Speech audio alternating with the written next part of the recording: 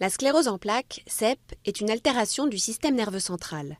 Elle se caractérise par la destruction progressive de la myéline, la gaine protectrice des nerfs du cerveau et de la moelle épinière, et la formation de plaques de sclérose. Cette dégradation provoque alors des sortes de court-circuits qui entravent le passage de l'influx nerveux. Affection neurologique grave la plus fréquente chez l'adulte jeune, qui apparaît généralement vers la trentaine, la CEP est une maladie auto-immune.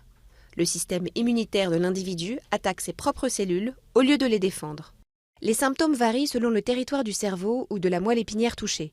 Problèmes de motricité, de perception sensorielle ou d'acuité visuelle apparaissent et disparaissent en laissant plus ou moins de séquelles. Mais la maladie peut affecter quasiment toutes les fonctions biologiques. Chronique et de gravité variable, la CEP évolue de façon capricieuse, par poussées entrecoupées de rémissions, avec des formes bénignes et des formes graves progressivement invalidantes.